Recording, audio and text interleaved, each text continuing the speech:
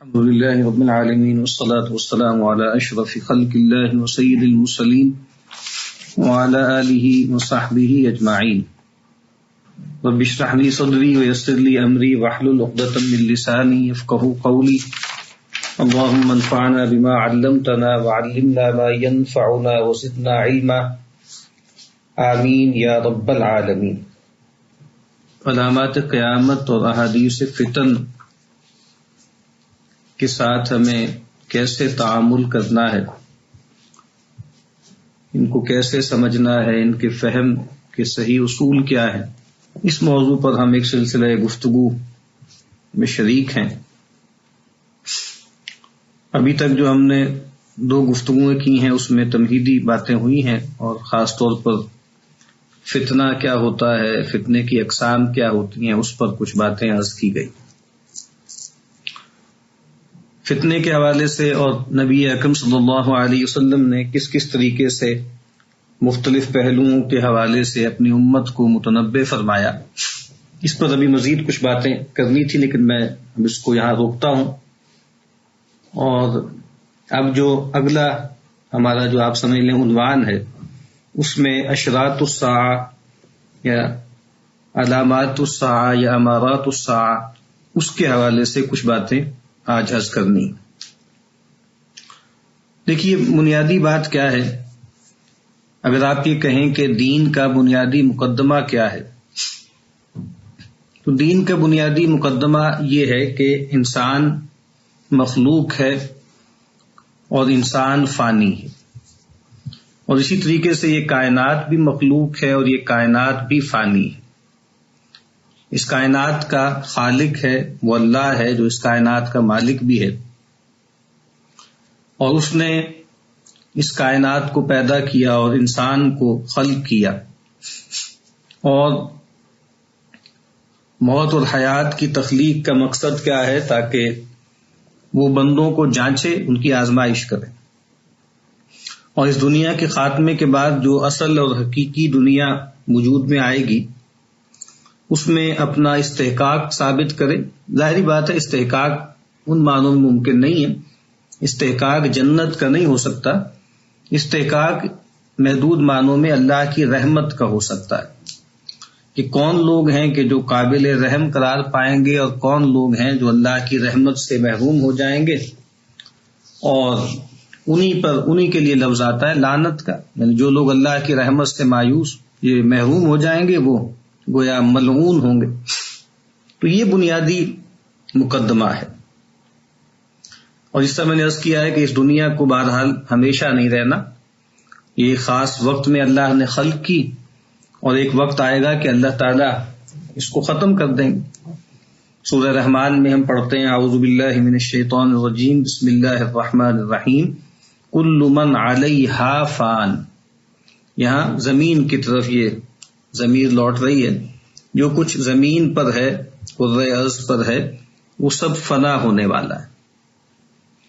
اور اس سے زیادہ واضح جو آیت ہے وہ سورہ قصص کی آیت نمبر 88 ہے، کل شیء ہالک الا وجہہ، ہر چیز ہلاک ہونے والی ہے سوائے اس ذات کے، اس کے چہرے مبارک کے.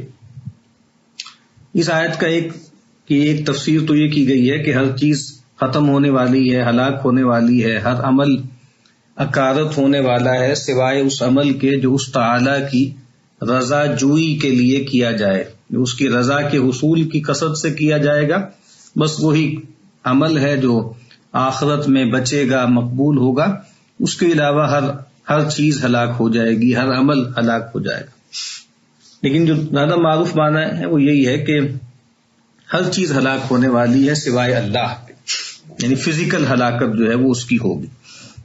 اور ہر چیز چونکہ اصلاً جیسے ہمیں معلوم ہے نا کہ اصل میں تو جو الحق ذات ہے وہ تو اللہ ہے، یعنی انسان تو مخلوق ہے، اس کا ہونا نہ ہونا وہ اللہ تعالیٰ پر اس کا مدار ہے. یعنی اللہ تعالیٰ ہے جو الحی ہے، خود زندہ ہے، سب کو زندہ رکھے ہوئے ہے، القیوم ہے، خود سے قائم ہے اور سب کو قائم رکھے ہوئے. نبی اکرم صلی اللہ علیہ وسلم نے فرمایا کہ اصدق کلمۃ قالها الشاعر لبید، کہ کسی شاعر نے جو سب سے اچھا کلمہ کہا، جو سب سے اچھی بات کہی، وہ لبید کا ایک مصرع ہے جو نبی اکرم صلی اللہ علیہ وسلم نے جو ہے حکایتاً بیان کیا کہ الا کل شیء ما خلا اللہ باطل، آگاہ ہو جاؤ کہ ہر چیز جو اللہ کے سوا ہے، اللہ کے علاوہ ہے، وہ باطل ہے۔ وَكُلُّ نَعِيمٍ لَا مَحَالَةَ زَائِلُ، یہ دوسرا مصرع ہے اس کا، اور ہر نعمت جو ہے وہ لا محالہ زائل ہونے والی ہے۔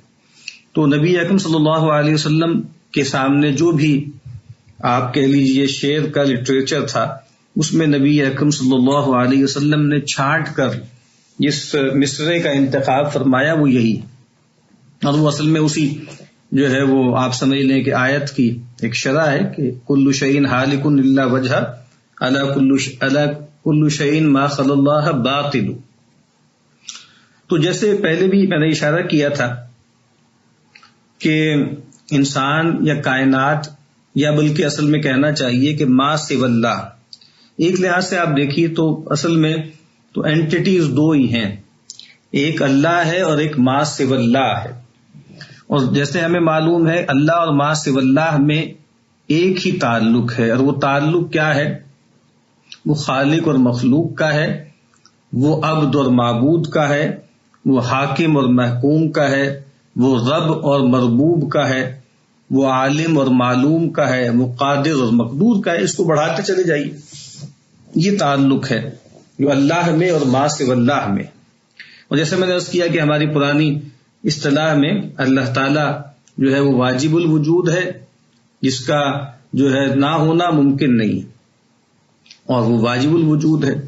اور آپ کو معلوم ہے 3 اصطلاحات بیان ہوتی ہیں، ایک ممتنع الوجود ہوتا ہے کہ جس کا ہونا ناممکن ہے، امتناع ہے، روک دیا گیا ہے، اور وہ کون ہے؟ وہ اللہ کا شریک ہے، اللہ کا ساجی ہے، اللہ کا سہیم ہے، اللہ کا ند ہے، اللہ کا ضد ہے، یہ ممتنع الوجود ہے۔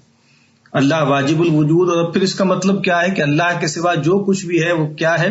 وہ ممکن الوجود ہے، جس کے ہاں عدم اور وجود برابر ہے، جو ہو بھی سکتا ہے، جو نہیں بھی ہو سکتا، جو نہیں تھا ہوگا، پھر نہیں رہے گا۔ تو اس تمام گفتگو سے یہ بات تو واضح ہو گئی نا کہ انسان کو بھی مرنا ہے، اس کائنات پر بھی موت آنی ہے۔ تو یہ ساری گفتگو میں عرض کر رہا ہوں، اس لیے عرض کرتا ہوں کہ جو الساعہ ہے، الساعہ بنیادی طور پر کیا ہے؟ یہ کائنات کی اجل ہے، یہ کائنات کی موت ہے۔ اس طرح ایک انسان کی موت ہے، اس طریقے سے اجتماعی طور پر پوری کائنات کی جو موت کی گھڑی ہے اس کو الساعہ کہا جاتا ہے۔ اب یہ آخرت پر یا الساعہ اصل میں کیا ہے؟ الساعہ بنیادی طور پر جو ہے وہ ایمان بالآخرہ کا ایک جز ہے، اس کی ایک فرع ہے۔ یعنی یہ جو اشراط الساعہ ہے یا علامات الساعہ ہے یا امارات الساعہ کا جو پورا علم ہے، یہ اصل میں کیا ہے؟ یہ ایمان بالآخرہ کی فرع ہے۔ اور جیسے کہ ایمان کہتے کسے ہیں؟ وہ جو مشہور روایت ہے کہ نبی اکرم صلی اللہ علیہ وسلم نے فرمایا امرت ان اقاتل الناس، مجھے یہ حکم دیا گیا ہے کہ میں لوگوں سے جنگ کروں حتی یشہدوا ان لا الہ الا اللہ، یہاں تک کہ وہ اس بات کی گواہی دیں کہ اللہ کے سوا کوئی معبود نہیں، وَيُؤْمِنُوا بِي وَبِمَا جِئْتُ بِهِ، اور وہ ایمان لائیں مجھ پر اور اس پر جو میں لے کر آیا ہوں، جو مجھے دے کر بھیجا گیا۔ تو اب گویا یہاں سے ایمان بھی واضح ہو گیا کہ ایمان کا مطلب کیا ہے۔ سب سے پہلے تو اللہ تعالیٰ پر ایمان لانا، اللہ کے وجود کی گواہی دینا، اس کی تصدیق کرنا، اس کو ماننا، اور اس کے بعد محمد الرسول اللہ صلی اللہ علیہ وسلم کی عبدیت اور رسالت کی تصدیق کرنا، اس کو تسلیم کرنا، اس کو ماننا۔ تو یؤمنوا بی، اور صرف اتنی بات نہیں ہے، وَبِمَا جِئْتُ بِهِ، اور ہر اس چیز پر ایمان لانا، اس کی تصدیق کرنا جو رسول اللہ صلی اللہ علیہ وسلم لے کر آئے ہیں۔ تو آپ قرآن لے کر آئے ہیں، ٹھیک ہے، اور پھر آپ نے خبریں دی ہیں، اور وہ خبریں قرآن مجید میں بھی ہیں، اور وہ خبریں آپ صلی اللہ علیہ وسلم نے، اللہ تعالیٰ نے جو آپ کو علم دیا تھا، وَعَلَّمَكَ مَا لَمْ تَكُنْ تَعْلَمْ وَكَانَ فَضْلُ اللَّهِ عَلَيْكَ عَظِيمًا، تو اللہ تعالیٰ نے اپنے پیغمبر کو جو علم دیا اس میں سے اللہ کہ نبی صلی اللہ علیہ وسلم نے اپنی امت کو تلقین فرمایا، تعلیم فرمائی. تو یہ جو اشراط الساعہ ہے، یہ جو ایمان بالآخرت کی تفصیلات ہیں، یہ گویا اس کا حصہ ہے.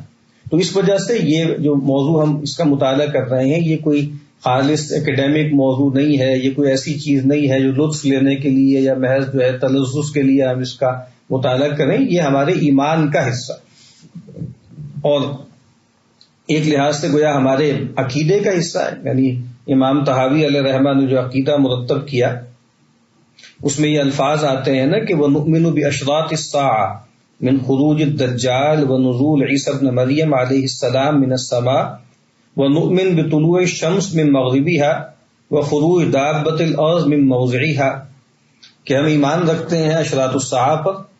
اور اب اس کی تھوڑی سی جو بڑے بڑے آپ کہہ لیجیے علامتیں ہیں قیامت کی، اس کا تذکرہ ہے، جس میں دجال کا خروج ہے، سیدنا مسیح علیہ السلام کا نزول ہے آسمان سے، اور سورج کا مغرب سے طلوع ہونا، ہم اس پر ایمان لاتے ہیں، اور زمین سے جو اللہ نے جگہ متعین کی ہے وہاں سے دابۃ الارض کا خروج. تو گویا یہ ہمارے ایمانیات کا حصہ ہے. اور اب ایک اور بات میں عرض کر دوں کہ یہ جو ہم کہتے ہیں کہ دنیا کا آغاز ہوا ہے تو دنیا کا خاتمہ ہونا ہے.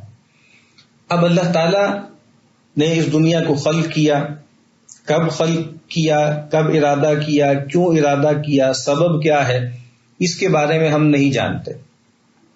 وہ جو ایک روایت ہے بہت معروف ہے صوفیہ کے حلقے میں، وہ روایت نبی اکرم صلی اللہ علیہ وسلم کی طرف اس کا ثبوت نہیں ملتا کہ کنت کنزا مخفیا فاحببت ان اعرف فخلقت الخلائق. تو میں ایک چھپا ہوا خزانہ تھا، یعنی حدیث قدسی کے طور پر اس کو بیان کیا جاتا ہے کہ میں ایک چھپا ہوا خزانہ تھا، تو میں نے یہ چاہا کہ مجھے پہچانا جائے، تو میں نے پھر مخلوقات کو پیدا کی. لیکن یہ روایت جو ہے وہ ثابت نہیں ہے. تو پیدا کیا کسی خاص وقت میں، کیوں پیدا کیا؟ اللہ کے علم میں تو چیزیں قدیم ہوتی ہیں، لیکن اس کا ظہور جو ہے وہ ایک خاص وقت میں ہوا ہے. اب اس وقت میں کیوں ہوا، اور اس کے بعد اللہ تعالیٰ کسی خاص وقت کا انتخاب کیوں فرمائیں گے اس کے خاتمے کے لیے؟ یہ ظاہری بات ہے کہ یہ ہماری رسائی سے باہر کی چیزیں ہیں، اور نہ ہی ہمیں اس کو اس میں کوئی خوض کرنا ہے، نہ اس میں کوئی قریت کرنی ہے، نہ اس میں ہمیں کوئی بحث کرنی. یہ متشابہات کی نوعیت ہے، اور ہمیں اس سے منع کیا گیا ہے. وَأَمَّا الَّذِينَ فِي قُلُوبِهِمْ زَيْغٌ فَيَتَّبِعُونَ مَا تَشَابَهَ مِنْهُ ابْتِغَاءَ الْفِتْنَةِ وَابْتِغَاءَ تَأْوِيلِهِ. تو ہم اس میں تو ہمیں کلام نہیں کرنا، اس میں تو ہمیں سکوت ہی اختیار کرنا. لیکن کیونکہ یہ معاملہ ہے کہ دنیا ایک خاص وقت میں اللہ نے پیدا کی، اور اس کے بعد ایک خاص وقت میں اس کو ختم کریں گے. اب اللہ تعالیٰ کا فیصلہ ہے. اب ایک طریقہ تو یہ ہو سکتا تھا کہ دنیا چل رہی ہے اور ایک دم جیسے آپ سمجھتے ہیں نا کہ جیسے سوئچ آن کیا تھا تو سوئچ آف کر دیا.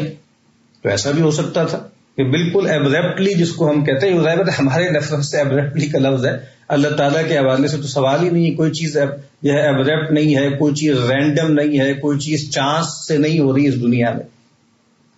تو بہرحال تو اللہ تعالیٰ نے فیصلہ کیا اور خاص طریقے سے اس دنیا کا خاتمہ ہوگا، اس کی ہمیں خبر خود قرآن مجید میں اشارات دیے ہیں، اور پھر نبی اکرم صلی اللہ علیہ وسلم کے ذریعے اس کی تفصیل جو ہے وہ اللہ تعالیٰ نے بیان فرمائی. تو یہ ایک موضوع رہا ہے، اور آپ دیکھیے جو پرانے آسمانی صحائف ہیں اس کا بھی یہ ایک اہم موضوع ہے کہ اس دنیا کا جو خاتمہ ہے وہ کیسے ہوگا. یعنی اگر یہ ایک سٹوری ہے تو کیا یہ سٹوری چلتے ایک دم جو ہے وہ بس جو ہے ڈیڈ اینڈ پہ آ کر ختم ہو جائے گی، یا کچھ مراحل سے گزر کر اور ایک خاص مقام پر پہنچ کر اس دنیا کا خاتمہ ہونا. تو اس وجہ سے آپ کو معلوم ہے کہ 3 مذاہب جن کو ابراہیمک ریلیجنز کہا جاتا ہے یا مونوتھیسٹک ریلیجنز کہا جاتا ہے، اسلام، یہودیت اور عیسائیت، اس میں یہ موضوع جو ہے وہ بہت اہم رہا ہے. اور خاص طور پہ جو کرسچن روایت ہے اس میں پورا ایک علم ہے جس کو ایسکٹولوجی کہتے ہیں. اور ایسکٹولوجی یہی ہے کہ جو اینڈ آف ڈیز کا علم ہے، دنیا کا خاتمہ ہوگا، اس سے پہلے کیا ایونٹس ہوں گے، تو اس کا جو ہے وہ ایک تصور ہمارے سامنے آتا ہے. اور پھر اس کی بہت تفصیلات ہیں جو یہودیت میں بھی ہیں، جو عیسائیت میں بھی ہیں، اسلام میں ہیں. اور میں نے ان 3 مذاہب پہ تذکرہ اس لیے کیا ہے کہ چونکہ بہرحال یہ اصلاً جو ہے وہ الہامی مذاہب تھے، اصلاً توحید پر قائم تھے، اور ہمیں معلوم ہے کہ قرآن مجید نے بھی ان کے کفر کے باوجود، ان کے شرک کے باوجود ان کو المشرکین میں شمار نہیں کیا، بلکہ اہل کتاب ایک الگ کیٹیگری بنائی ہے.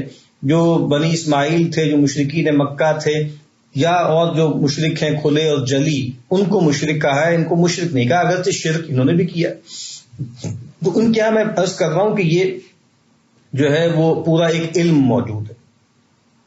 اب جو ہمارا تصور ہے تاریخ کا وہ کیا ہے، اس کو بھی تھوڑا اجمال سے میں عرض کر دیتا ہوں کہ جیسے بہت سے تصورات تاریخ کے پائے جاتے ہیں. مثلا ایک تاریخ کا تصور جو ہے وہ سکلیکل ہے کہ تاریخ جو ہے وہ دائروں میں گھومتی رہتی ہے. جیسے ہندو مت یا بہت سے مشرقی جو ایسٹرن ریلیجنز ہیں ان کے ہاں یہ ہے کہ چکر ہوتے ہیں، مختلف چکراز ہوتے ہیں، چکر ہوتے ہیں، ایک چکر دوسرا چکر، ٹھیک ہے.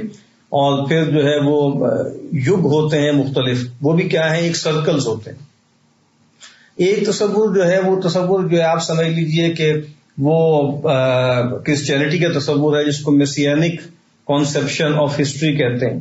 اور اس کے ہاں تصور کیا ہے کہ اصل میں جو تاریخ انسانی ہے وہ ایک شخصیت کے لیے سفر کر رہی ہے، یعنی انسانیت سفر کر رہی ہے ایک بڑے آدمی کو پانے کے لیے.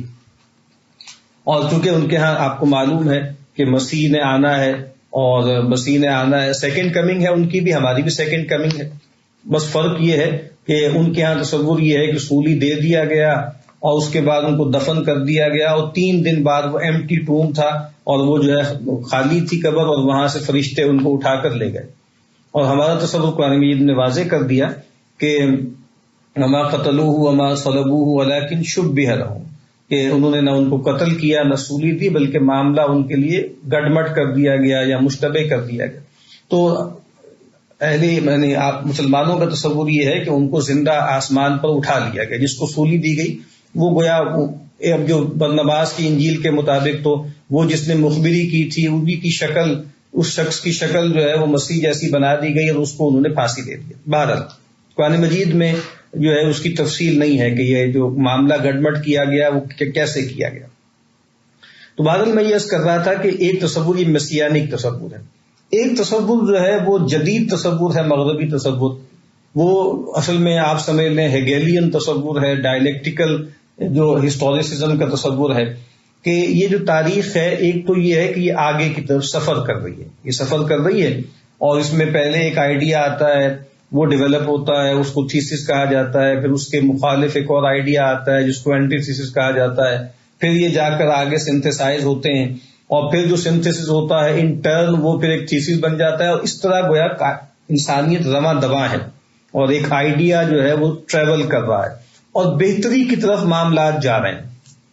اسی لیے آپ کو بتایا کہ جدید جو مغربی تصور ہے اس میں انیویٹیبل پروگریس کا تصور ہے کہ ہم بہتر سے بہتر ہو رہے ہیں، جیسے وقت گزرتا جا رہا ہے ہم بہتر ہو رہے ہیں. اور اسی تصور کی وجہ سے آپ سمجھیے نا کہ پھر مذہب اور مذہبی اقدار اور مذہبی تصورات جو ہیں ان کی پھر جڑ کٹ جاتی ہے. چونکہ آپ کو معلوم ہے کہ آسمانی مذاہب جتنے بھی ہیں ان سب کا جو گولڈن پیریڈ ہوتا ہے، جو گولڈن ایج ہوتا ہے، وہ کون سا ہوتا ہے؟ جب اس کے پیغمبر جو ہے وہ موجود ہوتے ہیں اور اس پیغمبر کے ساتھی ہوتے ہیں. ٹھیک ہے، تو سیدنا مسیح کا دور گولڈن ایج ہے، ٹھیک ہے، اور ان کے حواری سب سے بہترین خلائق ہیں. سیدنا موسیٰ کا دور ہے، ان کے ساتھی ہیں، ٹھیک ہے، سیدنا داؤد ہیں، سلیمان ہیں، تو یہ ان کا گولڈن ایج پیچھے ہے نا. تو ہمارے ہاں بھی کیا ہے، ہمارے ہاں رسول اللہ صلی اللہ علیہ وسلم جب تشریف فرما تھے اور آپ کے صحابہ تھے، اور پھر خلافت راشدہ کا ہمارا ایک آئیڈیل کا تصور. لیکن اب اس تصور میں جو میں نے عرض کیا ہے اس میں تو یہ ہے کہ آپ جتنا آگے جا رہے ہیں اتنا آپ بہتر ہوتے جا رہے ہیں. اور دنیاوی اعتبار سے چونکہ ایک واقعہ بھی ہے کہ جو گیجٹس ہیں، جو سائنس اینڈ ٹیکنالوجی ہے، جو میٹیریل لائف ورلڈ ہے آپ کا، وہ تو بہتری ہوتا نظر آ رہا ہے نا. تو اس سے بہرحال ایک جو ہے لوگوں کے اندر آپ سمجھ لیجیے کہ جو روایت ہے اور مذہب ہے اور دین ہے اس سے ایک برگشتگی پیدا ہو رہی ہے. تو ایک تصور یہ. تو اب پھر ہمارا تصور کیا ہے، یعنی مسلمانوں کا تصور تاریخ کیا ہے؟ اس میں ایک حدیث ہے جو بہت معروف ہے کہ سیدنا، یہ بخاری کی روایت ہے کہ سیدنا زبیر بن عدی کہتے ہیں، اور یہ ایک تابعی ہیں، اتینا انس بن مالک رضی اللہ تعالی عنہ فشکونا الیہ ما نلقى من الحجاج، کہ ہم انس بن مالک صحابی رسول کی خدمت میں حاضر ہوئے اور ہم نے ان سے شکایت کی، اپنی پریشانی کا اظہار کیا، جو ہم حجاج سے جو پرسیکیوشن اور جو تعذیب اور جو اذیتیں ہم پا رہے تھے اس پر کیا۔ اور معلوم ہے یہ بات کہ سیدنا انس بن مالک ان صحابہ میں سے ہیں جو سب سے طویل العمر رہے، اور تقریباً 91 یا 93 ہجری میں سیدنا انس دنیا سے تشریف لے گئے، اور وہ بھی بات لمبی ہو جائے گی، رسول اللہ صلی اللہ علیہ وسلم کی دعا کی برکت ہے، جب ان کی والدہ ام سلیم نے رسول اللہ صلی اللہ علیہ وسلم سے درخواست کی تھی کہ یہ آپ کا خویدموں کا یا آپ کا جو ہے چھوٹا سا جو ہے خادم ہے، تو اس کے لیے آپ دعا کیجیے، تو اللہ کے نبی صلی اللہ علیہ وسلم نے ان کے لیے عمر میں، مال میں، اولاد میں برکت کی دعا کی، اور پھر اس کا ظہور بھی ہوا۔ تو وہ اب انہوں نے مطلب بہت لمبا عرصہ گویا تابعین کے زمانے میں جو ہے وہ ان کے درمیان رہے، اور آپ کو معلوم ہے کہ جو بھی صحابی ہو وہ لازماً جو ہے وہ تابعین کے معاشرے میں ایک پیشوا بن جاتا ہے، نیچرلی پیشوا بن جاتا ہے، کہ یہ وہ آنکھیں ہیں جنہوں نے رسول اللہ صلی اللہ علیہ وسلم کو دیکھا ہے، ان کی زیارت کی ہے، ان کی صحبت میں بیٹھے ہیں، تو یہ غیر معمولی شرف ہے۔ تو ان نے جو ہے شکایت کی سیدنا انس سے، تو فقال، تو انہوں نے آگے سے فرمایا، اصبروا، صبر کرو، فإنه لا يأتي عليكم زمان إلا والذي بعده شر منه، کہ بے شک تم پر کوئی زمانہ نہیں آئے گا مگر یہ کہ اس کے بعد کا جو زمانہ ہے وہ اس سے جو ہے زیادہ شر والا ہوگا، حتی تلقوا ربکم، یہاں تک کہ تم اپنے رب سے جا ملو۔ اور یہ بات انہوں نے فرمائی، اور پھر گویا یہ بات واضح کر دی کہ یہ میری اپنی بات نہیں ہے، فرمایا سمعتہ من نبیکم صلی اللہ علیہ وسلم، یہ بات میں خود سے نہیں بنا رہا، یہ بات میں نے تمہارے نبی صلی اللہ علیہ وسلم سے سنی۔ اب یہ معروف روایت ہے۔ اب اس روایت سے ایک اشکال بعض اوقات کچھ لوگوں کو پیدا ہوتا ہے کہ اس سے، یعنی اگر اس روایت کو بالکل ظاہر میں لیں اور تھوڑا اس پہ زیادہ اس کی تنقید نہ کریں تو آپ کو لگے گا کہ شاید مسلمانوں کا تصور تاریخ بھی ایک طرح سے جبری ہے، اور جبری جس طرح میں نے عرض کیا ہے نا کہ جو ہیگل کا تصور تاریخ ہے وہ بھی جبری ہے نا، کہ بھئی حالات نے بہتر ہی ہونا ہے لا محالہ، انسان تو جو ہے اس میں ایجنٹ ہے، انسانوں کی تو اس میں کوئی حیثیت نہیں، بس وہ تاریخ کا دھارا ہے جو جا رہا ہے۔ اس سے بھی ایسے لگتا ہے کہ اس میں بھی ایک جبریت ہے، اور گویا یہ آپ سمجھ لیں کہ یہ بالکل اپوزٹ ہے جو ہیگیلین یا انلائٹنمنٹ کا تصور ہے ہسٹری کا۔ وہاں یہ ہے کہ ہر آنے والا دور پہلے سے بہتر ہوگا، تو ہمارے ہاں گویا اس کا مطلب یہ ہے کہ ہمارے ہاں بھی ایک جبر ہے، اور ہم نے گویا سلوپ میں سفر کرنا ہے، یعنی اگر وہ نیچے سے اوپر چڑھ رہے ہیں تو ہم گویا اوپر سے نیچے ہی آئیں گے، اور رسول اللہ صلی اللہ علیہ وسلم سب سے بہتر زمانہ، اس کے بعد کم ہوتے ہوتے ہوتے ہوتے ہوتے اور اس کے بعد پھر خرابی ہی ہوگی۔ اچھا، اس کے لیے کچھ اور شواہد بھی ہیں جو معروف روایتیں ہیں، اور آپ خطبہ جمعہ میں بھی سنتے ہیں، خیر امتی قرنی یا خیر القرون قرنی ثم الذین یلونہم ثم الذین یلونہم ثم یفشو الکذب، اور اس کے بعد وہ روایتیں آگے تفصیل میں جاتی ہیں۔ تو یہ بات کہ اللہ کے نبی صلی اللہ علیہ وسلم کا زمانہ، پھر صحابہ کا زمانہ، پھر تابعین کا زمانہ، اس کے بعد پھر جھوٹ پھیل جائے گا، اور پھر لوگوں سے شہادت طلب نہیں کی جائے گی لیکن دینے کو تیار ہوں گے، اور ان سے حلف نہیں اٹھوایا جائے گا لیکن ہر وقت حلف اٹھانے کو تیار ہوں گے، یعنی حالات گویا خراب ہو جائیں گے۔ اس سے بھی شاید یہ خیال ہوتا ہے کہ اس کا مطلب یہ ہے کہ اس نے بھی بس ڈھلوان میں ہی سفر کرنا ہے، لیکن اس پر پھر شارحین نے کلام کیا، امام نووی نے، حافظ ابن حجر علیہ رحمہ نے کلام کیا اور کہا کہ یہ اس کا مفہوم نہیں ہے۔ اس کا سبب کیا ہے؟ اس کا سبب خود نبی اکرم صلی اللہ علیہ وسلم کے ایک تو فرامین ہے، نمبر ایک، اور نمبر دو یہ ہے کہ ایک واقعہ ہے نا، یعنی خود آپ نے کچھ ایسی باتیں فرمائی ہیں جو ہمیں یہ مفہوم لینے سے روکتی ہیں، اور پھر ظاہری بات ہے حافظ ابن حجر لکھ رہے ہیں، وہ لکھ رہے ہیں تو 6 7ویں صدی ہجری میں لکھ رہے ہیں نا، 7ویں صدی ہجری میں لکھ رہے ہیں، تو وہاں اس وقت تک تاریخ بہت سی جو ہے وہ انفولڈ ہو چکی ہے نا، دور گزر چکے ہیں۔ تو اب آپ دیکھیے کہ خلافت راشدہ کے خاتمے کے بعد جو ہے وہ دور اموی آیا، اور شروع میں کچھ بادشاہ آئے، کچھ اچھے بھی نہیں آئے، کچھ حالات خراب ہوئے، اس کے بعد پھر عمر بن عبدالعزیز علیہ رحمہ آ گئے، یعنی آپ دیکھیے نا کہ ایک تھوڑی سی خرابی پیدا ہوئی تو سیدنا عمر بن عبدالعزیز آ گئے، اس کے بعد آپ آگے جائیے خرابی آتی بھی رہی، اچھے بھی حالات ہوتے رہے، پھر یہاں تک کہ جو ہے وہ فتنہ تاتار آ گیا، اور لگتا ہے کہ بالکل جیسے آپ جسے کہتے ہیں نا پاتال میں پہنچ گئے، پھر اس کے بعد اللہ نے غلبہ دے دیا. ٹھیک ہے, پھر آپ دیکھیے کہ معاملات ہوتے ہوتے ہوتے ہوتے ہوتے جو ہے پھر دوبارہ پھر اللہ تعالیٰ نے غلبہ دیا. ترکان تیموری ہیں, ترکان عثمانی ہیں, اور ترکان سلجوکی ہیں. ٹھیک ہے, تو انہوں نے حکومتیں قائم کی, بڑا غلبہ حاصل ہوا. اس کے بعد پھر کولونیل پیریڈ آ گیا اور سب کے سب غلام ہو گئے. پھر ایک زوال ہے, ایک ڈپ ہے. پھر اس کے بعد کچھ آپ سمجھ لیجیے 20ویں صدی کے نصف سے دوبارہ سے ایک رینیسانس شروع ہوا, اور بظاہر جو ہے وہ فزیکلی غلامی سے نکل آیا. ٹھیک ہے, اور ڈی کولونیلزم یا ڈی کولونائزیشن کا عمل ہوا اور آپ اس سے نکل آئے. تو اب کہنے کا مطلب یہ ہے کہ اس سے تو لگتا ہے نا کہ ایسا نہیں ہے, اتار چڑھاؤ آ رہے ہیں. جو قرآن مجید نے خاص کانٹیکسٹ میں احد کے حوالے سے کہا نا, وہ تلک الایام نداولها بین الناس, اور یہ جو دن ہے ان کو ہم لوگوں کے درمیان الٹتے پھرتے رہتے ہیں.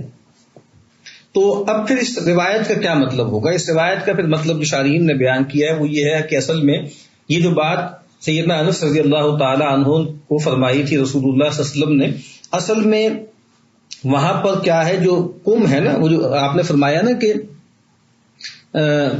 لا یأتی علیکم, یہ جو کم کی ضمیر ہے نا یہ عمومی نہیں ہے بلکہ یہ صحابہ کرام کے لیے ہے. آپ اپنے اصحاب کو یہ فرما رہے تھے. اب سب سے اچھا زمانہ اللہ کے نبی صلی اللہ علیہ وسلم کا, اس کے بعد پھر اکابر صحابہ ان کی حکومت, اور اس کے بعد پھر یہ ہوگا کہ آہستہ آہستہ آہستہ آہستہ صحابہ اٹھتے چلے جائیں گے. یعنی اللہ کے نبی کے زمانے میں صحابہ ہیں, ٹھیک ہے, آپ چلے گئے, اس کے بعد پھر تابعین کا دور شروع ہو گیا, لیکن ابھی بھی صحابہ کافی ہیں. لیکن تابعین جو ہے ان کو آؤٹ نمبر کرتے جا رہے ہیں نا, فتوحات ہو رہی ہیں اور بھی, اور بے تحاشا لوگ مسلمان ہو رہے ہیں. اب جو لوگ مسلمان ہو رہے ہیں صحابہ کو دیکھ رہے ہیں, آپ کی صحبت اٹھا رہے ہیں, تو وہ تابعی ہو گئے نا بائی ڈیفینیشن. اب تابعین بہت بڑھتے جا رہے ہیں, ان نے بڑھنا ہی ہے, اور صحابہ ان کی قضا آ رہی ہے اور وہ گھٹتے جا رہے ہیں. ٹھیک ہے, تو یہ ہے بات جو نبی اکرم صلی اللہ علیہ وسلم فرما رہے ہیں کہ صحابہ کرام کے لیے یہ بات گویا اصول ہے. کہا کہ اب تمہارے لیے تو ہر آنے والا دور اس میں گویا مسئلہ ہی ہوگا, یعنی اکابر صحابہ چلے جائیں گے, پھر جو ہے وہ جو آپ سمجھ لیجیے چھوٹی عمر کے صحابہ ہیں وہ بھی چلے جائیں گے, اور ان کے حوالے سے یہ بات جو ہے وہ کہی گئی. تو یہ ساری میں نے جو گفتگو کی ہے وہ اس میں نے عرض کرنے کی کوشش کی ہے کہ ہمارا جو تصور تاریخ ہے وہ اس طرح کا نہیں ہے, اس میں جیسے اتار چڑھاؤ جو ہیں وہ آتے رہتے ہیں. لیکن جو ہمیں پھر بتایا گیا ہے نا کہ جو یعنی یہ جو اگر جو بھی کائنات کا سارا جو ایک کاسمک ڈراما ہے, اس کا جو اینڈ ہونا ہے وہ ایک لحاظ سے ہم کہہ سکتے ہیں کہ ایک پازیٹیو نوٹ پر ہونا ہے. اور یہ میں عرض کر رہا ہوں نا کہ یہ تینوں مذاہب میں ایسا ہی ہے کہ ابتدا ہوئی پیغمبر, ان کے اصحاب, اور پھر ایک خاص طرح سے آپ سمجھ لیجئے کہ غلبہ سیدنا مسیح کے ہاں دنیاوی اعتبار سے تو نہیں آیا, لیکن اخلاقی روحانی غلبہ تو پیغمبر اور ان کے ساتھیوں کو ہمیشہ سے حاصل رہتا ہے. اور پھر یہ ہے کہ بھئی دنیا کا خاتمہ بھی جو ہوگا نا تو ایک پازیٹیو نوٹ پر, کہ دوبارہ سے خیر کا غلبہ ہوگا. یعنی درمیان میں آپ سمجھ لیجئے دھوپ چھاؤں چلتی رہے گی, یہاں تک کہ آخر میں پھر دوبارہ ایک اچھا وقت آئے گا. اور آپ کو معلوم ہے نبی اکرم صلی اللہ علیہ وسلم نے خود یہ بات فرمائی نا کہ تکون النبوۃ فیکم ما شاء اللہ ان تکون, ٹھیک ہے, ثم یرفع اللہ اذا شاء ان یرفعها. اور پھر کہا کہ ثم تکون خلافۃ علی منہاج النبوۃ, ثم تکون ملکا عاضا, ثم تکون ملکا جبریا, ثم تکون خلافۃ علی منہاج النبوۃ. تو اب آپ دیکھیے نا, اب یہ بھی ایک سائیکل ہے کہ اس میں ہر طرح کے حالات آتے رہیں گے افراد میں, اور وہ آتے رہیں گے, لیکن عمومی طور پہ خرابی بھی رہے گی. لیکن اس کے بعد پھر دنیا کے خاتمے سے پہلے یہ معاملہ ہوگا. تو اس سے بھی اندازہ ہوتا ہے کہ یہ جو تصور تاریخ ہے اس میں یہ بھی ایک پہلو ہے. اب اس میں یعنی یہ جو میں نے عرض کیا ہے نا کہ یہ جو موضوع ہے, ایک تو میں نے عرض کر دیا کہ یہ ایمانیات کا حصہ ہے, اس لحاظ سے اس کی بڑی اہمیت ہے. اس وجہ سے جو ہے اس پر ہمارے علماء نے, ہمارے اسلاف نے, ہمارے ائمہ نے کلام کیا. ایک اور پہلو سے میں توجہ دلانا چاہتا ہوں کہ یہ جو سارا موضوع ہے اشراط الساعہ کا, اور آپ سمجھ لیجئے یہ پروفیسیز کا ہے, یا جس کو پیش گوئیاں کہتے ہیں, یہ کیا ہے؟ یہ دلائل النبوہ کا بھی حصہ ہے. یعنی وہ خبریں جو نبی اکرم صلی اللہ علیہ وسلم نے دی ہیں, یعنی اللہ کے نبی صلی اللہ علیہ وسلم کی نبوت کے دلائل کیا ہیں. اس پر ہمارے اکابرین نے بہت کلام کیا, اس پر تصنیفات کی, اور بہت سے لوگوں نے اس پر باقاعدہ جو ہے پوری کتابیں جو ہیں وہ تصنیف فرمائی ہیں، اور جس میں ابو نعیم اصبہانی کی کتاب ہے دلائل النبوہ، اور پھر فریابی کی کتاب ہے، اسی طریقے سے امام بیہقی کی بہت معروف کتاب ہے دلائل النبوہ. اور یہ سیرت کی کتابوں میں بھی یہ پورا ایک موضوع رہا ہے، یعنی جو سیرت کی معروف کتاب ہے جو یہاں ہم سلسلہ وار پڑھ رہے تھے، قاضی ایاز علیہ رحمہ کی الشفاء بتعریف حقوق المصطفیٰ صلی اللہ علیہ وسلم، اس میں جو نبی اکرم صلی اللہ علیہ وسلم کی شان بیان ہو رہی ہے، جہاں پہ آپ کا خلق اور خلق بیان ہو رہا ہے، وہاں پر آپ کے جو نبوت کے دلائل ہیں وہ بھی تفصیل سے بیان ہو رہے ہیں. اور وہ بھی چیز کیا ہے، وہ بھی ظاہری بات ہے کہ ایک غیر معمولی جو ہے وہ چیز ہے، اور اس کے ذریعے نبی اکرم صلی اللہ علیہ وسلم کی نبوت کی بھی جو ایک شان بیان ہوتی ہے وہ بھی ایک دلائل میں سے. تو نبی صلی اللہ علیہ وسلم نے بہت سی اخبار دی، ظاہر بات ہے قرآن مجید جو ہے وہ آپ کی دلائل النبوہ میں سب سے بڑی چیز ہے. قرآن مجید نے جو ہے وہ ماضی کی خبریں بھی دی ہیں، مستقبل کی باتیں بھی بتائی ہیں. سیدنا علی رضی اللہ تعالی عنہ والی جو معروف روایت ہے نا، کہ اس میں جو آپ نے فرمایا کہ فی نبأ ما کان قبلکم وخبر ما بعدکم، تو اس میں بھی بیان ہے کہ اس میں پہلوں کی بھی خبریں ہیں، بعد کی بھی اخبار جو ہیں وہ اس کے اندر موجود ہیں. اور پھر خود نبی اکرم صلی اللہ علیہ وسلم نے جو باتیں ارشاد فرمائی، یعنی جو پیش گوئیاں کی، اب میں اس کی تھوڑی سی مثالیں عرض کر دیتا ہوں. یعنی کچھ ایسی باتیں آپ نے ارشاد فرمائی جو آپ کی حین حیات بالکل سامنے آ گئیں، آپ نے ایک بات فرمائی اور ویسا ہی ہو گیا. اس کی چند مثالیں سن لیجئے کہ جب تبوک کا معاملہ تھا اور نبی اکرم صلی اللہ علیہ وسلم آپ اور آپ کے اصحاب جو ہے وہ تبوک کی طرف جا رہے تھے، تو آپ صلی اللہ علیہ وسلم نے وہاں ایک دفعہ پڑاؤ ایک جگہ پہ ڈالا ہوا تھا، تو آپ نے فرمایا کہ ستحب علیکم اللیل ریح شدیدہ، کہ بھئی یہ جو رات آنے والی ہے اس میں شدید جھکڑ چلے گا، شدید آندھی آئے گی. فلا یقم فیہا احد منکم، تو کہا کہ اب تم میں سے کوئی آدمی بھی علیحدہ سے کھڑا نہ ہو. اور فمن کان لہ بعیر فلیشد عقالہ، اور جس کا کوئی جانور ہے، کوئی اونٹ ہے، تو اس کا بھی اچھی طرح باندھ لے. تو آپ نے یہ بات فرمائی اور پھر ایسا ہی ہوا. اور ایک صاحب نے شاید توجہ نہیں دی ہے، کیا ہوا، وہ ایک دم کھڑا ہو گیا ایک شخص، اور پھر جا کر وہ اتنی تیزی سے ہوا آئی کہ جا کر وہ جو ہے پہاڑوں پہ جا کے وہ ٹکرایا. تو اب یہ جو حدیث ہے یہ مسلم میں روایت ہے. تو امام نووی علیہ رحمہ جو سب سے مشہور شرح ہے اور سب سے آپ کہہ لیجیے مبارک شرح ہے مسلم کی، وہ امام نووی علیہ رحمہ کی ہے.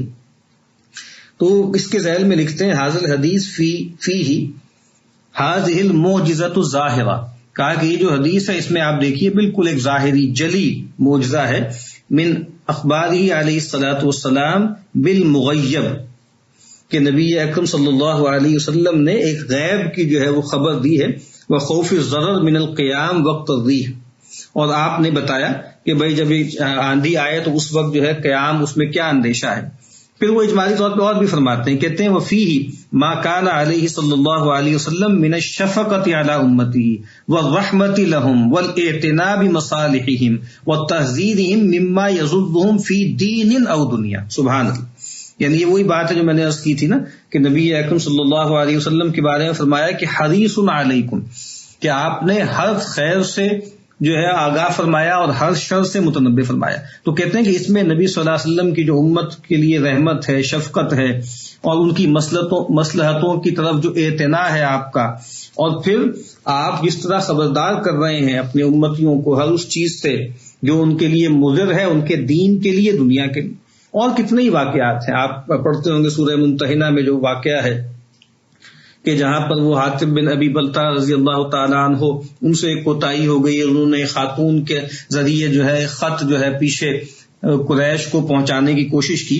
تو آپ نے سیدنا علی رضی اللہ تعالیٰ عنہ، سیدنا زبیر اور سیدنا مقداد ابن اسود سے کو بھیجا اور کہا کہ انطلقوا حتی تأتوا روضۃ خاخ، جاؤ یہاں تک کہ وہ ایک خاخ مقام ہے، وہاں ایک باغ ہے، وہاں پہنچو.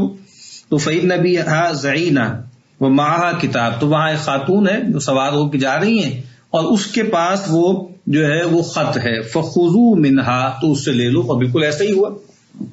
جب وہ گئے ہیں وہاں پہ اور خاتون سے کو وہاں جو ہے اس کو پکڑ لیا، اس کو کہا کہ بھئی وہ خط نکالو، تو وہ مکر گئی. تو سیدنا علی نے کہا کہ بھئی اللہ کے رسول نے فرمایا ہے بات تو غلط ہو نہیں سکتی، تو خط تمہارے ہی پاس ہے، اگر تم نہیں دو گی تو ہم تمہیں بالکل برہنہ کر کے جو ہے تم سے خط برآمد کر لیں گے. تو باہر نکل آیا. تو اب یہ بھی کیا ہے، یہ بھی یعنی یہ آپ دیکھیے نا کہ یہ دلائل النبوہ میں سے پیش گوئی ہے، اور یہ پیش گوئی بالکل امیجیٹ سامنے جو ہے وہ آ رہی. اسی طریقے سے نبی اکرم صلی اللہ علیہ وسلم جو ہے وہ غیب کی خبریں جو ہے بتا رہے. غیب یعنی ایک غیب وہ ہوتا ہے جو مطلق غیب ہوتا ہے، جو کبھی شہود نہیں ہوگا، آخرت میں جا کر شہود ہوگا، اور ایک غیب وہ ہوتا ہے جو اضافی غیب ہوتا ہے. ٹھیک ہے، تو اس کے بارے میں نبی اکرم صلی اللہ علیہ وسلم بہت سی باتیں ارشاد فرما رہے ہیں. مطلق غیب کے بارے میں بھی آپ بتا رہے ہیں، یعنی ہمارے لیے جنت جہنم مطلق غیب ہے خاص معنوں میں. اللہ کی ذات جو ہے وہ مطلق غیب ہے، لیکن اللہ کے نبی صلی اللہ علیہ وسلم نے ان کے بارے میں بھی ہمیں بہت سی باتیں بتائی ہیں. اللہ تعالیٰ نے ان چیزوں کا مشاہدہ جو ہے اپنے پیغمبر صلی اللہ علیہ وسلم کو کرایا. تو وہ جو جنگ موتا کے موقع پر جو ہے سیدنا زید ہیں اور پھر جعفر ہیں، سیدنا ابن رواحہ ہیں، تو ان کی وفات کی خبر، ان کی شہادت کی خبر نبی اکرم صلی اللہ علیہ وسلم مدینہ میں بیٹھ کر جو ہے وہ صحابہ کو دے رہے ہیں. اور کتنی ہی روایتیں ہیں، اس میں وقت زیادہ ہو جائے گا. وہ ام حرام رضی اللہ تعالی عنہا کی روایت کہ نبی اکرم صلی اللہ علیہ وسلم نے ایک موقع فرمایا کہ اول جیش من امتی یغزون البحر قد اوجبوا، کہ میری امت کا جو پہلا لشکر جو ہے، جو ایک جنگی لشکر ہوگا جو سمندری ہوگا، اس پہ اللہ تعالیٰ کی جنت جو ہے وہ رحمت واجب ہو جائے گی. تو ام حرام رضی اللہ تعالی عنہا نے عرض کی کہ یا رسول اللہ انا فیہم، کہ اللہ کے رسول صلی اللہ علیہ وسلم کیا میں ان میں ہوں یا میں ان میں شامل ہو سکتی ہوں؟ تو آپ نے فرمایا کہ انت فیہم، کہا کہ تم اس میں سے ہوگی. پھر آپ نے فرمایا اول جیش من امتی یغزون مدینۃ قیصر مغفور لہم، کہ میری امت کا جو پہلا لشکر جو ہے وہ قیصر کے شہر کی اوپر جو ہے وہ حملہ کرے گا، فتح کرے گا، وہ بھی مغفور لہم ہے، اس کی بھی مغفرت کر دی گئی. پھر سیدہ نے عرض کی انا فیہم یا رسول اللہ، تو قال اللہ، تو آپ نے کہا کہ نہیں. پھر ام حرام جو ہیں وہ سیدنا معاویہ رضی اللہ تعالی عنہ کے زمانے میں جو پہلا لشکر جو گیا تھا، سمندری جو ایکسپیڈیشن تھا، اس میں شامل ہوئیں، اور پھر جب وہاں سے واپس آئیں تو آ کر جو ہے جب اپنی سواری پر بیٹھنے لگی تو وہاں سے وہ گر گئیں اور وہیں پہ ان کی شہادت ہو گئی. تو یہ کیا ہے، یہ سب کیا ہے، دلائل النبوہ میں سے. پھر ایک اور جو روایت ہے، میں وہ پوری روایت نہیں وضاحت کروں گا چونکہ وہ آگے جا کر اس کا دوبارہ تذکرہ ہوگا. یہ سیدنا عوف بن مالک رضی اللہ تعالی عنہ روایت کرتے ہیں کہ نبی اکرم صلی اللہ علیہ وسلم نے فرمایا اعدد ستم بین یدی الساعہ، 6 چیزیں شمار کر لو الساعہ سے پہلے. تو آپ نے کہا موتی، میری وفات، ثم فتح بیت المقدس، پھر بیت المقدس کی فتح، پھر آگے ایک تفصیل ہے، اور وہ 6 باتیں آپ نے بیان فرمائی. تو حافظ ابن حجر علیہ رحمہ فرماتے ہیں وفیہ اشیاء من علامت النبوہ قد ظہر اکثرها، کہا کہ یہ جو آپ نے بات فرمائی ہے اس میں سے کتنی ہی چیزیں ہیں کہ جو ظاہر ہو چکی ہیں، ٹھیک ہے، ظاہر ہو چکی ہیں، ان کا ظہور ہو چکا ہے، اور پھر جو ہے وہ بھی نبی اکرم صلی اللہ علیہ وسلم کے دلائل میں سے ہیں. تو میں نے یہ چاہا کہ میں اس طرف بھی توجہ دلا دوں کہ یہ جو اشراط الساعہ ہے، یہ علامات الساعہ ہیں، یہ جو پیش گوئی والی احادیث ہیں، ان کا ایک پہلو یہ بھی ہے کہ یہ من وجوہ دلائل النبوہ، کہ یہ نبی اکرم صلی اللہ علیہ وسلم کی نبوت کے دلائل کے میں سے ہیں. پھر ایک اور چیز جو اب اگلی بات میں عرض کرنے لگا ہوں، جو میں نے پہلے بھی 2-3 مرتبہ اس طرح اشارہ کیا کہ 2 طرح کی چیزیں ہیں، تکوین ہے اور تشریح ہے. اب وہ کیا ہے، اب اس کی ایک بہت خوبصورت وضاحت وہی عقیدہ طحاویہ میں امام طحاوی علیہ رحمہ نے کی ہے. پہلے انہوں نے بہت سی باتیں بتائیں اللہ کی ذات کے بارے میں، پھر رسول اللہ کے بارے میں، پھر قرآن کے بارے میں، پھر اس کے بعد تقدیر کے حوالے سے بہت سی گفتگو کی. تو ایک خاص مقام پر پہنچ کر وہ کہتے ہیں کہ فہذا جملۃ ما یحتاج الیہ من هو منور قلبہ من اولیاء اللہ تعالی، کہتے ہیں کہ یہ من جملہ وہ چیز ہے جو درکار ہے کہ وہ لوگ کے جو اللہ کے اولیاء میں سے ہیں، جن کے دلوں کو اللہ تعالیٰ نے اپنے نور سے منور کر دیا ہے، وہی درجۃ الراسخین فی العلم، اور یہ وہ لوگ ہیں جو علم میں رسوخ کا درجہ رکھتے ہیں. خاص طور پر اگر آپ عقیدہ طحاویہ کا مطالعہ کریں تو اس میں بہت سی چیزیں ہیں، لیکن آپ دیکھیں گے کہ ایک تو اللہ تعالیٰ کی ذات ہے، اس پر سب سے زیادہ گفتگو ہے پھر تقدیر پر سب سے زیادہ گفتگو، چونکہ وہ بھی اللہ کی ذات ہی کے حوالے سے ایک معاملہ ہے نا. تقدیر آپ لوگ جانتے ہیں، علماء نے بیان کیا ہے کہ تقدیر بنیادی طور پہ اللہ تعالیٰ کی صفات کی ایک بیان ہے، اور خاص طور پہ اللہ کی دو صفات ہیں، ایک صفت علم ہے، ایک صفت قدرت ہے، اس کی وضاحت ہے. تو کہتے ہیں کہ یہ گویا خاص طور پہ جو راسخین جو ہے وہ فی العلم ہے، وہ لوگ کے جو ان چیزوں پر اس طرح ایمان لاتے ہیں. اب آگے فرما رہے ہیں، یہ اہم بات ہے جو میں عرض کرنے لگا ہوں. لأن العلم علمان، کہ دیکھو علم دو طرح کا ہوتا ہے، علم فی الخلق موجود و علم فی الخلق مفقود. ایک علم وہ ہے جو مخلوق میں موجود ہے، اور ایک علم وہ ہے جو مخلوق میں مفقود ہے. اور کہتے ہیں فَإِنْكَارُ الْعِلْمَ الْمَوْجُودِ کفر، جو علم موجود ہے اللہ نے جس کو وجود بخشا اور بندوں تک پہنچایا، اس کا انکار کفر ہے.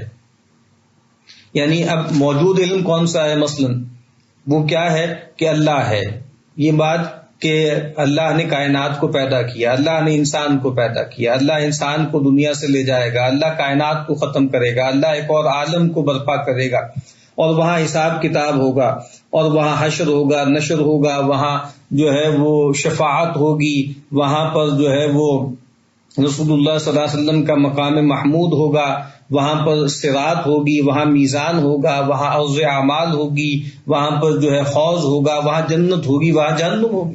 اب یہ سب کیا ہے؟ یہ علم ہے جو اللہ تعالیٰ نے بندوں کو دیا. وَإِدِّعَاءُ الْعِلْمِ المفقود کفر، اور کہا کہ وہ علم جو مفقود ہے، یعنی جو مخلوق میں نہیں ہے. کیا علم مفقود ہے مخلوق کے لیے؟ مجھے کب پیدا ہونا ہے، آدمی کو نہیں پتا کہ اس نے کب پیدا ہونا ہے، ٹھیک ہے؟ یعنی وہ تو پیدا ہوتا ہے، اس کے والدین کو کچھ پتہ لگ جاتا ہے، والدہ کو پتہ لگ جاتا ہے کہ اتنی مدت ہے، لیکن اس نے پیدا ہونا ہے، کب پیدا ہونا ہے، کس دور میں پیدا ہونا ہے، کیسے پیدا ہونا ہے، نہیں جانتا کوئی. کب دنیا سے جانا ہے اس کو، ٹھیک ہے؟ کتنا رزق اس کو پوری زندگی میں کمانا ہے، کتنا علم اس کو حاصل کرنا ہے، ٹھیک ہے؟ اور کیسے اعمال اس کو کرنے ہیں، یہ بھی اس کو نہیں پتا. بہرحال یعنی اس کو پہلے سے نہیں پتا، اور اس کو اس کی ڈیسٹینی کا بھی نہیں پتا کہ سعید ام شقی، کہ وہ خوش بخت ہوگا، جنتی ہوگا، یا بدبخت ہوگا، جہنمی ہوگا. ہاں اس کو معیارات بتا دیے گئے ہیں، لیکن متعین اپنی ذات کے بارے میں اس کو علم نہیں ہے. تو یہ کیا ہے؟ یہ وہ علم ہے کہ جو مخلوقات میں مفقود ہے. تو کہا کہ وہ جو علم الموجود ہے جس کی میں نے مثالیں دی، اس کا انکار کرنا کفر ہے، اور اسی طریقے سے جو علم مفقود ہے اس کا ادعا جو ہے وہ کفر ہے. یعنی کوئی آدمی یہ کہے کہ مجھے پتا ہے کہ دنیا کا خاتمہ کب ہوگا، ٹھیک ہے؟ تو یہ ظاہری بات ہے کہ یہ ایک ایسے علم کا ادعا ہے. وہ امید کی آیت جو کل بھی میں نے پڑھی تھی سورہ لقمان کی جو آخری آیات میں سے ہے، سیکنڈ لاسٹ آیت ہے، ان اللہ عندہ علم الساعہ، کہ اللہ تعالیٰ ہی کے پاس جو ہے وہ الساعہ کا علم ہے. اور پھر کہتے ہیں کہ ولا یثبت الایمان الا بقبول العلم الموجود وترک طلب العلم المفقود. اور کہا کہ ایمان ثابت نہیں ہوتا مگر جو موجود علم ہے اس کو قبول کر کے، اور جو مفقود علم ہے اس کی طلب کو ترک کر کے. یہ بہت اہم نقطہ ہے، یہ آگے آئے گا، بار بار آئے گا جب میں عرض کروں گا نا کہ جو لوگ غلطی کرتے ہیں اور بہت قطعیت کے ساتھ اطلاقات کرتے ہیں، پورے ٹائم ٹیبل دینا شروع کر دیتے ہیں، پوری جیسے ایک کیلنڈر بیان کرنا شروع کر دیتے ہیں، اس سال یہ ہوگا، پھر اس سال یہ ہوگا، پھر اس سال وہ ہوگا، پورا ایک نقشہ اور ایک پورا سینیریو جو ہے وہ بیان کرتے ہیں. یہ بہت خطرناک بات ہے. یعنی یہ صرف یہ نہیں ہے کہ بھئی آپ نے ایک اٹکل لگایا تھا، ایک تکا لگایا آپ نے اور وہ تکا ناکام ہو گیا. یہ عقیدے کا مسئلہ ہے. تو پھر اس کو سن لیجئے. وہ کہہ رہے ہیں کہ جو علم اللہ تعالی نے جو ہے مفقود رکھا ہے مخلوق میں، اس کا ادعا کفر ہے. تو بس ایمان کس چیز کا نام ہے؟ ایمان اس چیز کا نام ہے کہ جو علم الموجود ہے اس کو قبول کریں، اس میں کوئی کوتاہی نہ کریں اس کی قبولیت میں، اور اسی طریقے سے جو علم مفقود ہے اس کے درپے نہ ہوں، اس کے پیچھے نہ لگیں، اور جو چیز اللہ نے اپنے بندوں سے مخفی رکھی ہے اس کی قرید نہ کریں، اس کی کھوج میں نہ پڑیں. تو یہ میں عرض کر رہا تھا کہ اب اس میں بھی دیکھیے میں نے جو کہا تھا تکوین و تشریح اس حوالے سے بھی ہے کہ ایک آپ کو بتا دیا گیا کہ آپ نے یہ کرنا ہے، یہ کرنا ہے، یہ کرنا ہے، یہ کرنا ہے، یہ تشریح ہے. اور یہ بات کہ میرے ساتھ کیا ہونا ہے، کل کیا ہونا ہے، پرسوں کیا ہونا ہے، میری شادی ہوگی نہیں ہوگی، اولاد ہوگی کہ نہیں ہوگی، میں آگے جا کے کامیاب ہوں گا کہ نہیں ہوں گا، اور کتنا جیوں گا اور کیا حالات ہوں گے، یہ جو ہے اس کے درپے ہونا یہ صرف حماقت نہیں ہے، یہ خطرناک بات ہے. یہ اس سے ایمان میں خلل آ سکتا ہے، اس میں عقیدے میں جو ہے وہ کمزوری آ سکتی ہے. تو یہ کیا ہے؟ تو اب دیکھیے نا کہ سینٹی کیا ہے، سینٹی کیا ہے. اللہ تعالی کی طرف سے ایک علم مجھے آیا ہے اور وہ تشریح کا علم ہے، بہت تفصیل سے ہے، یہ کرنا ہے، یہ کرنا ہے، یہ کرنا ہے، یہ کرنا ہے، نماز ہے، روزہ ہے، حج ہے، زکوٰۃ ہے، امر بالمعروف ہے، نہی عن المنکر ہے، جہاد ہے، ٹھیک ہے، اور جو ہے اسی طریقے سے حقوق الناس ہیں، لوگوں کے حقوق ہیں، وغیرہ وغیرہ. اور ایک معاملہ یہ ہے کہ مجھے کب مرنا ہے، کائنات کو کب ختم ہونا ہے، یہ وہ ہے جو اللہ تعالیٰ نے مجھ پر ڈسکلوز نہیں کیا. تو پھر کیا کرنا چاہیے ایک نارمل آدمی کو کہ جس چیز کا علم دیا گیا ہے اس پہ فوکس کرے، اور جس چیز کو اس سے مخفی رکھا گیا ہے اس کے در پہ نہ ہو. تو یہ بھی ایک اور بات تھی جو میں کرنا چاہتا تھا. اب جو الساعہ ہے اس کے بارے میں وہ جو سب سے بنیادی بات ہے وہ میں نے عرض کر دی، ان اللہ عندہ علم الساعہ، کہ اللہ تعالیٰ ہی کے پاس ہے الساعہ کا علم. پھر سورہ نازعات کی آیت ہے یسألونک عن الساعۃ ایان مرساها فیما انت من ذکراها الی ربک منتہاها، الی ربک منتہاها، اس کا جو مدار ہے وہ اللہ کی طرف ہے، اور اس کے علم کا جو تعین ہے اس کا مدار اللہ کے پاس ہے. یسألونک عن الساعۃ ایان مرساها، کہ اے نبی آپ سے قیامت کی بابت سوال کرتے ہیں کہ اس کا وقوع کب ہوگا. قل انما علمها عند ربی، اے نبی فرما دیجیے کہ اس کا علم صرف میرے رب ہی کے پاس ہے. لا یجلیہا لوقتہا الا ہو، اور کہا کہ اس کے وقت پر اس کو اللہ کے سوا کوئی ظاہر نہیں کرے گا، یعنی جب اس کا وقت آئے گا اللہ ہی جانتا ہے اور اللہ ہی اس کو ظاہر کرے گا. لا تأتیکم الا بغتہ، وہ تم پر نہیں آئے گی مگر اچانک. یسألونک کأنک حفی عنہا، اور کہا کہ اے نبی صلی اللہ علیہ وسلم، پہلے فرمایا ثقلت فی السماوات والارض، کہ وہ آسمان اور زمین پر بڑا بھاری معاملہ ہوگا، بڑا بھاری حادثہ ہوگا. اور فرمایا لا تأتیکم الا بغتہ، اور وہ تم پر نہیں آئے گی مگر اچانک. یسألونک کأنک حفی عنہا، اے نبی وہ آپ سے اس طرح پوچھتے ہیں گویا آپ تو اس کی تحقیقات کر چکے، آپ اس کی قریت کر چکے. قل انما علمها عند اللہ، اے نبی آپ فرما دیجئے کہ اس کا علم اللہ ہی کے پاس ہے. ولکن اکثر الناس لا يعلمون، لیکن لوگوں کی اکثریت جو ہے وہ جانتی نہیں. اب اس میں جو ایک بات تو واضح ہو گئی کہ یہ جو قیامت کا علم ہے وہ اللہ ہی کے پاس ہے.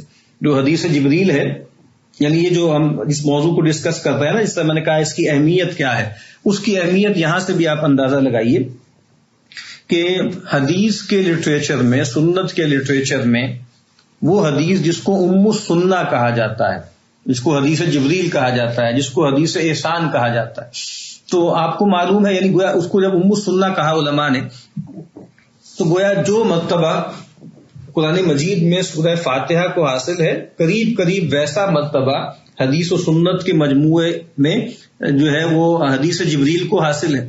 تو آپ دیکھتے ہیں وہاں پر بالکل بنیادی سوالات ہیں جو نبی اکرم صلی اللہ علیہ وسلم سے کیے ہیں، اور سوال جو ہے وہ اسلام کے بارے میں ہے، ایمان کے بارے میں ہے، احسان کے بارے میں. اور اس کے بعد پھر جو سوال کیا گیا ہے وہ ہے کہ فاخبرنی عن الساعہ، کہ اگلا سوال یہ کیا گیا کہ اے نبی آپ جو ہیں الساعہ کی بابت جو ہے وہ کچھ ارشاد فرمائیے، الساعہ کے بارے میں جو ہے آپ ارشاد فرمائیے. تو نبی اکرم صلی اللہ علیہ وسلم نے فرمایا کہ مل مسئول عنہا بأعلم من السائل، کہ جس چیز کے بارے میں یعنی الساعہ کی بابت جس سے سوال کیا جا رہا ہے وہ کون ہے؟ وہ مسئول ہیں محمد الرسول اللہ صلی اللہ علیہ وسلم. تو کہا کہ جو مسئول ہیں وہ اس معاملے میں سائل سے زیادہ نہیں جانتے، سائل سے زیادہ علم نہیں رکھتے، یعنی جو سوال کرنے والا ہے اس سے زیادہ جو ہے وہ مسئول نہیں جانتا. اب آپ دیکھیے کہ سائل کون ہے؟ سائل ہے جبریل. جبریل کون ہے؟ جبریل جو ہے وہ قرآن مجید میں بھی بات واضح ہے کہ مطاع ثم امین. مطاع ہے، فرشتوں میں جیسے پیشوا ہے. گویا ہمارا جو ان کے بارے میں تصور ہے وہ کیا ہے کہ وہ سید الملائکہ ہیں، وہ فرشتوں کے سردار ہیں. مسئول کون ہے؟ مسئول ہے محمد الرسول اللہ صلی اللہ علیہ وسلم، جو کون ہے؟ جو سید البشر ہے. تو اب آپ دیکھیے کہ سید الملائکہ سید البشر سے سوال کر رہے ہیں کیا. اور ایک دوسری روایت میں ہے کہ آپ نے یعنی سیدہ جبریل نے سوال کیا کیا کہ آپ بتائیے کہ متی تقوم الساعہ، کہ آپ یہ بتائیے کہ الساعہ جو ہے وہ کب قائم ہوگی، قیامت کب قائم ہوگی. تو اب جو سوال کر رہے ہیں اور جن سے جو جواب دے رہے ہیں وہ کہہ رہے ہیں، گویا یہ بتا رہے ہیں کہ بھائی اس معاملے میں اللہ کے نبی فرما رہے ہیں کہ میرا اور آپ کا علم جو ہے وہ برابر ہے. اس سے بات واضح ہو گئی نا کہ الساعہ جو ہے کب برپا ہوگی، دنیا کا خاتمہ کب ہوگا، اللہ تعالیٰ کے یہ غیب کے خزانوں میں سے ہے. اور بلکہ ایک جو اس حدیث کا ایک ورژن ہے وہاں پر پھر یہ آیت پڑھی بھی گئی کہ وہ جو آپ نے فرمایا نا کہ یہ ان چیزوں میں سے ہے. ٹھیک ہے، وَعِندَهُ مَفَاتِحُ الْغَيْبِ لَا يَعْلَمُهَا إِلَّا هُوَ. وہ کچھ مفاتیح الغیب ہے جو اللہ کے سوا کوئی نہیں جانتا. اور پھر ایک روایت میں یہ جو ہے وہ آیت آپ نے پڑھی ان اللہ عنده علم الساعة فی خمس، اور کہا کہ یہ ان 5 چیزوں میں سے ہیں جو اللہ کے سوا کوئی نہیں جانتا. ان اللہ، پھر آپ نے آیت پڑھی ان اللہ عنده علم الساعة وينزل الغيث ويعلم ما في الارحام وما تدري نفس ماذا تكسب غدا وما تدري نفس بأي ارض تموت. تو دیکھیے کہ اس سے بھی پتہ لگتا ہے کہ یہ وہ علم ہے جس پر اللہ تعالیٰ نے نہ کسی ملک مقرب کو مطلع فرمایا، نہ کسی نبی مرسل کو اس کی اطلاع دی. اور پھر آپ دیکھیے جو ہم موضوع پڑھنے جا رہے ہیں اس کی اہمیت کتنی ہے کہ وہ جو حدیث جبریل ہے جس میں دین کی تعلیمات کا خلاصہ ہے، اور جس کے بارے میں آخر بعد میں آپ نے فرمایا ھذا جبریل اتاکم یعلمکم دینکم، کہ دیکھو یہ جبریل تھے اور یہ آئے تھے تمہارے پاس تاکہ تمہیں تمہارا دین تعلیم فرمائیں. تو اتنی اہم روایت اور چند سوالات، ان میں ایک سوال الساعہ کا بھی ہے. اور پھر جب آپ نے فرمایا کہ مل مسئول عنہا بعلم من السائل، تو پھر انہوں نے اگلا سوال کیا کہ فاخبرنی عن اماراتھا، اور ایک روایت میں عن اشراطھا، اور پھر ایک روایت میں خود آپ نے کہا کہ سأنبئک عن بعض اشراطھا، کہ ٹھیک ہے کہ میں کچھ اس کی اشراط، کچھ اس کی علامات جو ہیں وہ آپ کو بتاتا ہوں. یعنی ایک میں ہے جیسے میں خود سے آپ نے فرمایا، اور زیادہ معروف جو اس روایت کا جو ورژن ہے اس میں یہ ہے کہ اگلا سوال پھر انہوں نے کیا کہ ٹھیک ہے آپ نے فرما دیا کہ جی آپ اس کے بارے میں علم نہیں رکھتے کہ یہ کب وقوع پذیر ہوگی، تو پھر فاخبرنی عن اماراتھا، تو اب آپ اس کی کچھ علامتیں بتائیے. تو پھر آپ نے وہ جواب دیا ان تلد الامۃ ربتھا وان ترى الحفاة العراة العالة رعاء الناس رعاء الشاة يتطاولون في البنيان. تو میں یہ عرض کرتا ہوں کہ اس موضوع کی یہ اہمیت ہے کہ اللہ کے نبی صلی اللہ علیہ وسلم سے بھی سیدنا جبریل علیہ السلام نے جو ہے یہ سوال کیا. اب اس میں جو ہے ایک بات جو درمیان میں آئی ہے جس سے ایک اشکال سا پیدا ہو سکتا ہے. یہ جو آیت ہم نے پڑھی تھی نا کہ لا تأتیکم الا بغتہ، کہ وہ تم پر نہیں آئے گی مگر اچانک. اور یہ قرآن مجید کی اور بہت سی آیات سے بات پتہ لگتی ہے کہ قیامت جو ہے وہ فجأتن یا فجأتن اور بغتتن آئے گی. اور اس کا مطلب یہ ہے کہ یہ اچانک فلتتن آئے گی، اچانک آئے گی، اور یہ جیسے یعنی کوئی اس کو ایکسپیکٹ نہیں کر رہا ہوگا جس وقت آئے گی. اب یہاں ایک سوال پیدا ہوتا ہے کہ ایک طرف ہمیں نبی اکرم صلی اللہ علیہ وسلم نے بہت سی اس کی علامتیں بتائیں. اب وہ علامتیں کی ان علامتوں کی قسمیں کتنی ہیں وہ انشاءاللہ کل کی نشست میں ہم دیکھیں گے، لیکن ہمیں ایک خاص سیکوینس بھی بتایا گیا ہے نا، اور بڑے بڑے ایونٹس ہوں گے. ٹھیک ہے، یعنی مہدی ہے، اس کے بعد دجال ہے، اس کے بعد مسیح ہے، اس کے بعد یاجوج ماجوج ہیں، اس کے بعد پھر دابۃ الارض ہے. وہ ایک سیکوینس ہے، اس پر بات کریں گے ہم انشاءاللہ. تو اس سے تو پتہ لگتا ہے کہ جیسے یہ بہت ایکسپیکٹڈ ہوگا کہ جب ایسے حالات پیدا ہو جائیں تو اس کے بعد جو ہے وہ قیامت جو ہے وہ لوگوں کو اس کا مطلب اندازہ ہونا چاہیے. لیکن قرآن مجید بتا رہا ہے کہ لا تأتیکم الا بغتہ. اب اس کے حوالے سے بہت سی احادیث بھی ہیں نا کہ جس میں یہ پتہ لگتا ہے، جس میں یہی تفصیل ہمارے سامنے آتی ہے کہ اللہ کے نبی نے فرمایا نا کہ وَلَتَقُومَنَّ السَّاعَةُ وَقَدْ نَشَرَ رَجُلَانِ ثَوْبَهُمَا بَيْنَهُمَا، کہ قیامت ضرور بے ضرور قائم ہو جائے گی اور کچھ دو لوگوں نے اپنے کپڑے پھیلائے ہوئے ہوں گے، فَلَا يَتَبَايَعَانِهِ وَلَا يَطْوِيَانِهِ، تو نہ ہی ان کو اس کی جو ہے وہ خرید و فروخت کا موقع ملے گا، نہ ہی وہ اس کو واپس لپیٹ سکیں گے. وَلَتَقُومَنَّ السَّاعَةُ وَقَدْ انصَرَفَ الرَّجُلُ بِاللَّبَنِ لِقْحَتِهِ فَلَا يَطْعَمُهُ، اور کہا کہ قیامت قائم ہو جائے گی کہ ایک آدمی اپنی جو بھی اس کی اونٹنی ہے یا کوئی بکری ہے اس کا دودھ دو لے گا اور اس کے بعد وہ دودھ دو کے فارغ ہوگا، لیکن اس کو پینے کی جو ہے وہ نوبت نہیں آئے گی. وَلَتَقُومَنَّ السَّاعَةُ وَهُوَ يَلِيتُ حَوْضَهُ فَلَا يَسْقِي فِيهِ، اور ایک شخص جو ہے قیامت قائم ہو جائے گی، ایک آدمی جو ہے اپنی حوض کا جو ہے وہ یا جو اپنے جانوروں کا حوض ہوتا ہے اس کی وہ جو ہے آپ کہہ لیجئے کہ لیپ کر رہا ہوگا، مرمت لگا رہا ہوگا، لیکن موقع نہیں ملے گا کہ اس میں جو ہے اس میں سے پی سکے یا اپنے جانور کو پلا سکے. وَلَتَقُومَنَّ السَّاعَةُ وَقَدْ رَفَعَ أُكْلَتَهُ إِلَى فِيهِ فَلَا يَطْعَمُهَا، اور قیامت ضرور بے ضرور قائم ہو جائے گی اور ایک شخص جو ہے وہ اپنا نوالا جو ہے اپنے منہ کی طرف لے جائے گا لیکن اس کو کھا نہیں پائے گا. تو یہ جو ایک صورتحال ہے، یہ اس سے تو پتہ لگتا ہے کہ یہ معاملہ اچانک ہوگا اور لوگ بالکل ایکسپیکٹ نہیں کر رہے ہوں گے، لیکن دوسری طرف ہمیں یہ اندازہ ہوتا ہے کہ اللہ کے نبی صلی اللہ علیہ وسلم نے تو اتنی وضاحت سے اور بعض اوقات بہت تفصیل سے یہ بات بیان کی. اس میں ایک بات تو یہ ہے کہ ایک ہے کہ لوگ فورسی کر رہے ہوں کہ قیامت اب آ سکتی ہے، لیکن ابھی بھی اس میں امکان ہو کہ ہو سکتا ہے 150 150 200 سال یا 10 سال یا 20 سال یا 5 سال یا چند مہینے ہوں اور پھر اس میں اچانک آ جائے. اور لیکن دوسری ایک اہم بات ہے، وہ کیا ہے، وہ ہمیں پتہ لگتا ہے، وہ بھی سیکوینس جب آئے گا تو ہم اس میں مزید تفصیل سے بیان کریں گے کہ قیامت کن لوگوں پر قائم ہوگی، یعنی الساعہ کا جو حادثہ ہے وہ کون لوگ جھیلیں گے. تو وہ ہمیں لگتا ہے کہ آپ نے فرمایا نا کہ من شرار الناس من تدرکہم الساعہ وہم احیاء، کہا کہ انسانوں میں بدترین لوگ وہ ہوں گے جو ان میں سے الساعہ کو پائیں گے، یعنی اور وہ زندہ ہوں گے، یعنی بدترین خلائق پر الساعہ قائم ہوگی. اور فرمایا لا تقوم الساعہ الا علی شرار الخلق، کہ قیامت قائم نہیں ہوگی مگر بدترین خلائق پر. اور اب کیا ہے اصل میں، اب آپ اس میں تطبیق کیا ہے.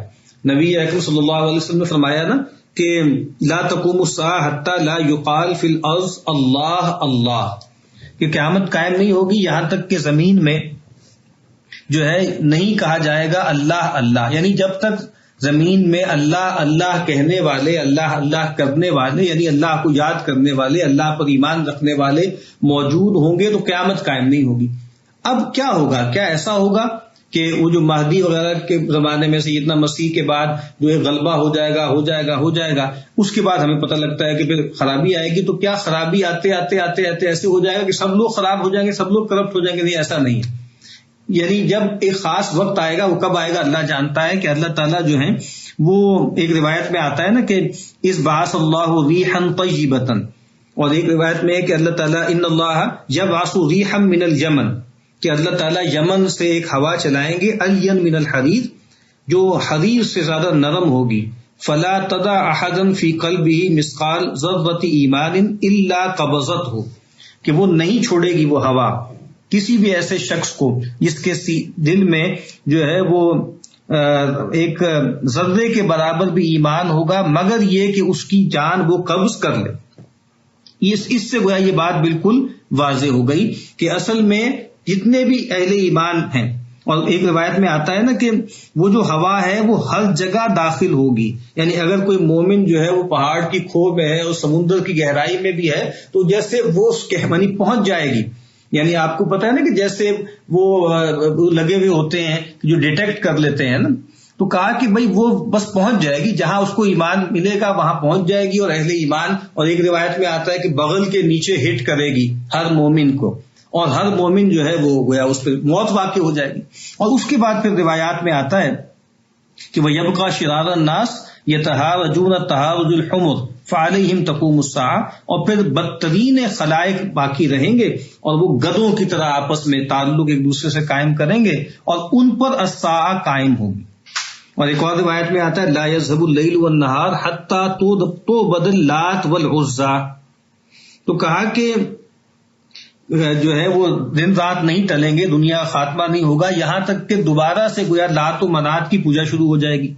تو صحابی کہتے ہیں میں نے عرض کی کہ یا رسول اللہ ان کنت لاظن حين انزل الله هو الذي ارسل رسوله بالهدى ودين الحق ليظهره على الدين كله ولو كره المشركون، اے اللہ کے نبی میرا گمان تو یہ تھا کہ جب یہ آیت آ گئی کہ دین کا غلبہ ہوگا تو ان ذالک تامن، یہ غلبہ تام رہے گا، مکمل رہے گا، دنیا کے خاتمے تک غلبہ رہے گا۔ تو آپ نے فرمایا کہ نہیں، انہ سیکون من ذالک ما شاء اللہ، کہا کہ وہ غلبہ ہوگا جب تک اللہ چاہے گا وہ رہے گا۔ ثم یبعث اللہ ریحا طیبۃ، پھر اللہ تعالیٰ ایک پاکیزہ ہوا چلائیں گے، فتوفی کل من فی قلبہ مثقال حبۃ خردل من ایمان، اور پھر اللہ تعالیٰ ہر اس شخص کو وفات دے دیں گے جس کے دل میں ایک جو ہے وہ دانے کے برابر بھی جو ہے وہ ایمان ہوگا۔ فَيَبْقَى مَن لَا خَيْرَ فِيهِ، تو پھر وہ لوگ رہ جائیں گے جو لا خیرے ہیں، جن میں کوئی خیر نہیں ہے۔ فَيَرْجِعُونَ إِلَىٰ دِينِ آبَائِهِمْ، تو وہ اپنے پرانے آباء و اجداد کے دین کی طرف لوٹ جائیں گے، یعنی وہی جو ہے لات و منات کی پوجا دوبارہ شروع ہو جائے گی۔ تو یہ میں نے تھوڑی وضاحت کی ہے اس بات کی کہ یہ جو کہا جاتا ہے کہ اچانک آئے گی، اور ایک یہ ہے کہ علامتیں ہیں، تو ظاہر بات ہے جن لوگوں کو وہ علامتیں بتائی گئی ہیں وہ تو اہل ایمان ہے نا، وہ اس کو ڈسائفر کریں گے،